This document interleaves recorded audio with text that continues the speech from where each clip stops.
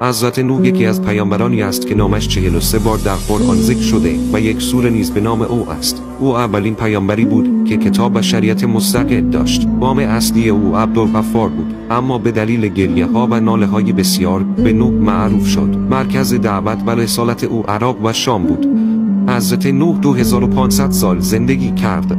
850 سال پیش از پیامبری، 950 سال در حال هدایت مردم، 200 سال مشغول ساخت کشتی و 500 سال پس از طوفان زندگی کرد.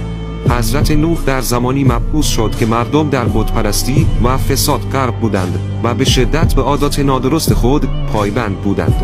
آنها حتی فرزندان خود را پیش نوح می آوردند و به آنها می گفتند از سخنان این پیرمرد نترسید، به او گوش ندهید و فریب سخنان او را نخورید. اما حضرت نوح به توهین‌های آنها اعتنایی نمی کرد و شبانه روز مردم را به سوی خدا دعوت می نمود. حضرت نوح به خدا عرض کرد: پروردگارا، شب و روز قومم را دعوت کردم، اما هرچه بیشتر دعوتشان میکنم بیشتر از من دوری میکنند. گاهی مردم آنقدر نوح را میزدند که بر زمین میافتاد، اما هنگامی که به هوش میآمد و قدرتش را باز میافت، بدنش را میشست و دوباره دعوت مردم را آغاز میکرد.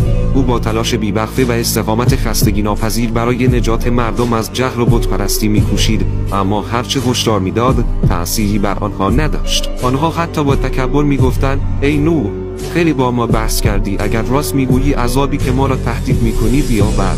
در این هنگام از سوی خدا به نوح وحی شد: جز کسانی که ایمان آوردن دیگر کسی از قوم تو ایمان نخواهد آورد. سپس خداوند فرمان ساخت کشتی را به نوح داد. نوح طبق دستور خدا به ساخت کشتی پرداخت و مدت زیادی را صرف آن کرد. این کشتی بسیار بزرگ بود، 800 ذراع طول، 500 ذراع عرض و 80 ذراع ارتفاع داشت. کشتی 3 طبقه داشت: حیوانات در طبقه اول، انسانها در طبقه دوم و پرندگان در طبقه سوم قرار داشتند. این کشتی در صحرای کوفه ساخته شد.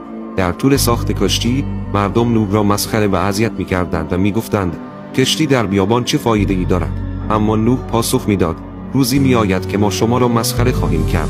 زمانی که کشتی آماده شد و طوفان رسید، خداوند به نوح فرمان داد که همراه با اهل ایمان سوار کشتی شود. هنگامی که نوح و مؤمنان سوار شدند، تنوری در خانه نوح به جوش آمد و آب از زمین فوران کرد.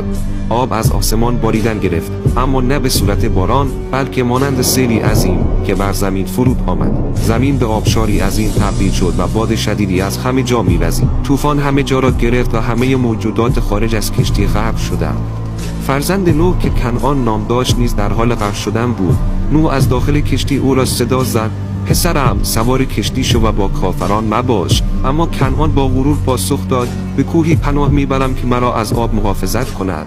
نوح گفت: امروز هیچ پناهی در برابر فرمان خدا نیست جز برای کسی که خدا بر او لعنت کند. آب سراسر زمین را پوشاند و کنعان غرق شد. نوح با اندوه گفت: پروردگارا، پسرم از خانواده من است و وعده تو درباره نجات خانواده هم راست است. خداوند فرمود: او از خانواده تو نیست، زیرا عمل او ناشایست بود. از من چیزی که از آن آگاهی نداری نخواه.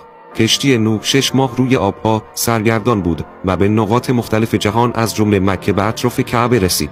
سپس خداوند فرمان داد: ای زمین، آب خود را فرو ببل و ای آسمان، باران را نگهدار. آبها فرو نشست و کشتی بر کوه جودی قرار گرفت. پس از پایان طوفان خداوند به نوح وحی کرد: ای نوح، همراه با مؤمنانی که با تو هستند در سلامت فرود بیایید. نوح و 80 نفر از مؤمنان پیاده شدند و شهری به نام مدینه سمانین را در سرزمین موصل ساختند. از همان 80 نفر نسل بشر دوباره افزایش یافت.